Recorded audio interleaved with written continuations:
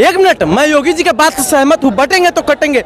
इसीलिए मैं कह रहा हूँ अपने देश के बहुजन भाइयों को कि आप लोग बटना मत, नहीं तो फिर से ये लोग आपको क्या करेंगे आप भी जानते हैं, बोलने की जरूरत नहीं है। वो ये कह रहे हैं यहाँ पर बांग्लादेश जैसी स्थिति हो जाएगी। बांग्लादेश में जिस तरीके से प्रोटेस्ट हुआ, अभी कैसी स्थिति है यहाँ पे? अभी कैसी स्थिति है? सब कुछ बढ़िया चल रहा है, मंगल राज है? बिल्कुल नहीं। उत्तर प्रदेश अपराध के मामले में नंबर 1 है। उत्तर प्रदेश में महंगाई चौथे नंबर पे है। आपको पता होना चाहिए, चौथा सबसे महंगा राज्य है उत्तर प्रदेश। उत्तर प्रदेश में सबसे ज्यादा दलितों का शोषण हो रहा है अभी भी। तो उत्तर प्रदेश में कैसे सब बढ़िया है साहब? उत्तर प्रदेश में किसी का एनकाउंटर होता है जाति देख करके, किसी को मारा जाता है जाति देख करके, किसी के साथ शोषण होता है जाति देख करके, किसी के साथ शोषण होता है जातीय आधार पर, किसी का घर बुलडोजर से तोड़ा जाता है जाति देख करके, किसी को जिंदा जला दिया जाता है जाति देख करके। लेकिन जब जातीय जनगणना कराने की बात आएगी तो ये लोग किस बिल में छिप जाएंगे पता नहीं चलता है। जातीय जनगणना आप कराइए, क्यों नहीं कराना चाहते हैं? लेकिन नहीं, जातीय जनगणना ये लोग नहीं कराएंगे। वो कह रहे हैं कि सारे तो हिंदू ही हैं, अगर हम मिलकर रहेंगे तो मजबूत रहेंगे। तो जब हिंदू है तो हमारे देश के दलित समाज को पहले मंदिर में क्यों नहीं जाने दिया जाता था? चुनाव के समय हिंदू हो जाएगा और ऐसे दलित हो जाएगा? आप दिमाग लगाते हैं? आप बताइए, अगर इस देश का दलित हिंदू है तो उसको मंदिर में क्यों नहीं जाने दिया जाता था? और अभी आप कह रहे हैं कि हिंदू है।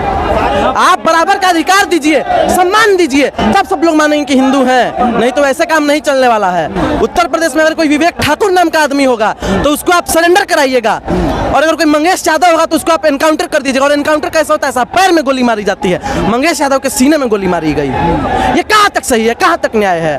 और योगी आदित्यनाथ ने जो बोला है कि बटोगे तो कटोगे, मैं बिल्कुल कह रहा हूँ कि हाँ, बटोगे तो कटोगे, लेकिन अपने बहुजन साथियों से, क्योंकि अगर बहुजन समाज बट गया तो फिर से उनका शोषण शुरू हो जाएगा, बंटवारा शुरू हो जाएगा, उन्हें परेशान करना शुरू कर दिया जाएगा।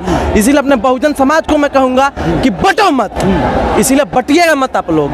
आप तो पांडे हैं, लेकिन कैसे आप सपोर्ट कर रहे हैं फिर इस प्रोटेस्ट को? क्यों? हम इंसान नहीं हैं? हमारे अंदर मानवता नहीं है? हमको दुख नहीं होता, हमको दर्द नहीं होता है? अगर आप हमको मार दीजिएगा तो हमको दर्द नहीं होगा? अगर चोट लग जाएगी, अगर हम मर गए तो हम नहीं मरेंगे? सिर्फ आप ही मरेंगे? आप बताइए। अगर मान लीजिए यहाँ पे भगदड़ मच जाता है तो सिर्फ हम मरेंगे कि आप भी मरेंगे? हम और आप दोनों मरेंगे ना। तो फिर आप कैसे कह रहे हैं पांडे? मतलब जाति देख करके आप तय कीजिए। अगर जाति देख के आपको तय करना है तो हम बिहार से आते हैं। बिहार में एक नेता है जीतन राम मांझी। जीतन राम मांझी तो समर्थन में खड़े हैं। आप उनसे सवाल नहीं पूछेंगे, लेकिन अमितेश पांडे से सवाल पूछेंगे, जबकि अमितेश पांडे यहाँ समर्थन करने आया है आपका। तो मोदी जी कहीं ना कहीं दलित को बढ़ावा दे तो रहे। पिछली बार दलित को बढ़ावा कहाँ दिया है? रामनाथ कोविंद जी को राष्ट्रपति बनाया पिछली बार। देखिए, ऐसे ऐसे पत्रकारों से देश को खतरा है और बहुजन साथियों को भी खतरा है। ये लोग रामनाथ कोविंद जी का नाम गिना रहे हैं। अभी द्रौपदी मुर्मू जी हैं, देश की राष्ट्रपति, आदिवासी समाज से आती हैं। उनको राम मंदिर के उद्घाटन में क्यों नहीं बुलाया गया? बताइए, जवाब दीजिए, जवाब दीजिए। देखिए मत बोलिए, बोलिए। नहीं बुलाया, उन्हें नहीं लगा होगा। अरे क्यों नहीं बुलाएगा, वही तो पूछ रहे हैं, बताइए। तो आपको क्या लग रहा है, भेदभाव किया गया उनके साथ? भेदभाव किया गया, बिल्कुल किया गया भेदभाव। अच्छा, वहाँ अडानी जाएगा लेकिन द्रौपदी मुर्मू नहीं जाएंगी, अंबानी जाएगा लेकिन द्रौपदी मुर्मू नहीं जाएंगी, अमित शाह जाएंगे लेकिन द्रौपदी मुर्मू नहीं जाएगी। ये कहाँ तक न्याय है, कहाँ तक उचित है?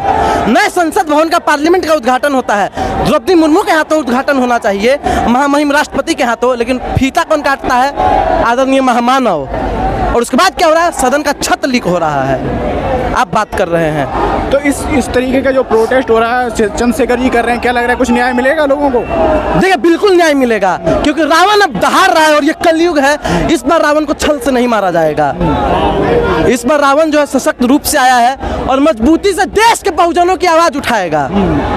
आप बात कर रहे हो एकजुट रहने की दलितों की, लेकिन मायावती कहीं ना कहीं सपोर्ट नहीं कर रही हैं जो इस तरीके से। कैसे पत्रकार हैं आप, कैसे पत्रकार हैं? देखिए, मैं अभी भी बोल रहा हूँ आदरणीय बहन जी के बारे में। कुछ लोगों को बुरा लगे या अच्छा, मुझे इससे कोई फर्क नहीं पड़ता, लेकिन देश के कुछ बहुजन समाज के लोगों ने भले ही बहन जी का साथ छोड़ दिया हो, लेकिन 21 तारीख को बिहार हो, बंगाल हो, पटना हो, उड़ीसा हो, हर जिले में अगर आपको कहीं भी दिखा होगा ना तो बसपा का झंडा दिखा होगा। और मायावती जी ने खुल करके स्टैंड लिया इसके लिए। कहीं नहीं तो कैंडिडेट तो अपोजिट में उतारा था फिर भी।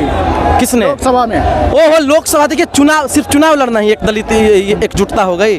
चुनाव लड़ना ही बहुजन एकजुटता है? बताइए आप। चुनाव आते जाते रहते हैं, लेकिन जब हक और अधिकार पे आँच आने की बात आए तो अपना जमीर जिंदा कर लेना चाहिए हर किसी को और पहुंचना चाहिए जगह पे। 10 से 12% वोट मिलते हैं उनको। तो अब क्या चाहते हैं कि देश का बहुजन समाज उनको वोट न दे, भाजपा को वोट दे? नहीं, लोग तो ये कह रहे हैं कि हम राशन दे रहे हैं, घर दे रहे हैं, बहुत सारी चीजें दे रहे हैं। फिर खाद्य सुरक्षा अधिनियम कौन लाया था?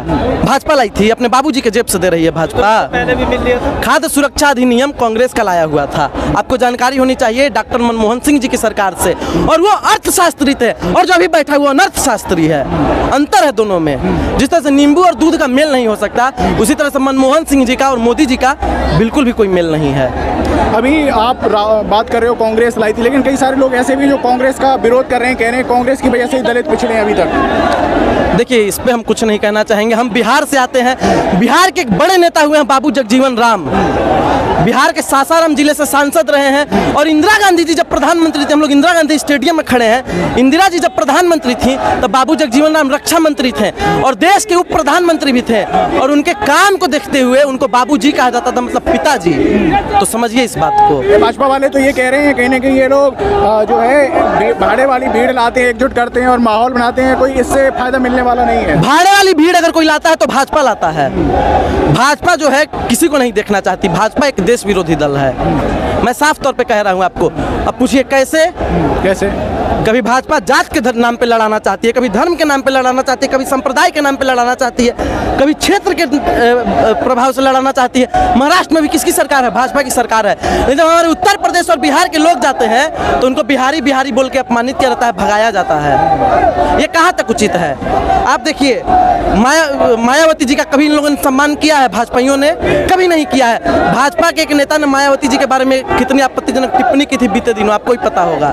क्या कहा था कि मायावती जी भ्रष्ट नेत्री हैं। मायावती जी को तो भाजपा की बी टीम कहा जाता है, कह रहे हैं वो। बोलने दीजिए, जो बोलते हैं बोलने दीजिए। मैं नहीं मानता हूं, मैं मायावती जी का कट्टर समर्थक हूं।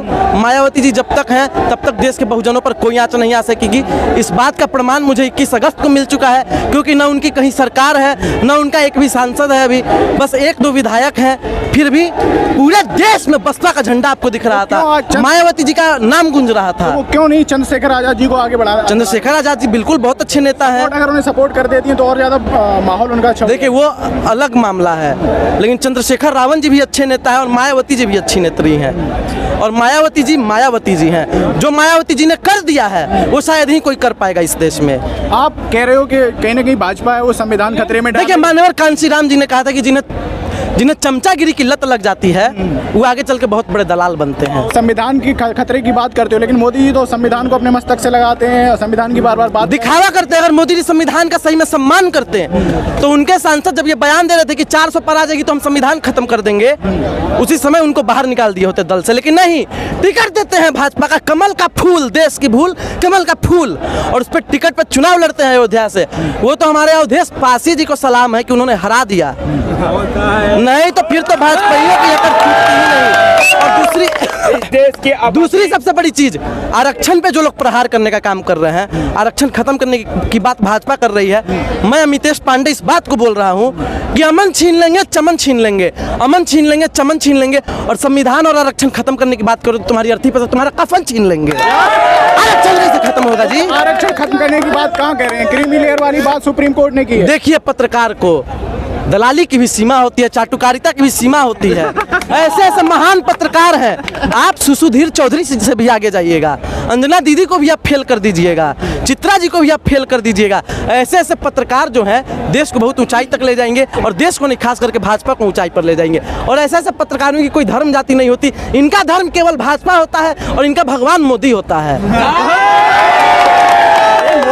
चलिए, हो गया। मोदी तो आरक्षण दे रहे हैं ना, उसमें कहा मोदी एक माफी मांगिए, पहले माफी मांगिए, माफी मांगिए। हंसिए मत, हंसिए मत। किस बात की? मोदी आरक्षण दे रहे हैं, मोदी जी आरक्षण दे रहे हैं। आरक्षण दे रहा है। आरक्षण अगर इस देश में किसी को मिला है तो वो जय शाह को मिला है। बिना किसी कंपटीशन के, बिना किसी परीक्षा के आईसीसी का चेयरमैन बन गया, बीसीसीआई का महासचिव बन गया। बात कीजिए, बात कीजिए भैया से। इस देश के अंदर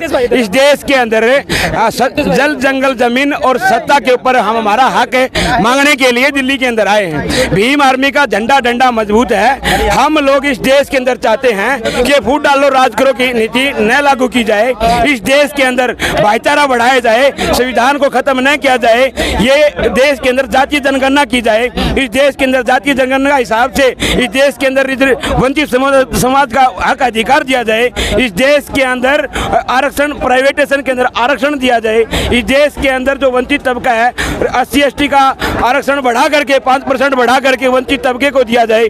EWS की जो हकमारी है बहुजन समाज की, OBC की, वो हकमारी बिल्कुल बर्दाश्त नहीं की जाएगी।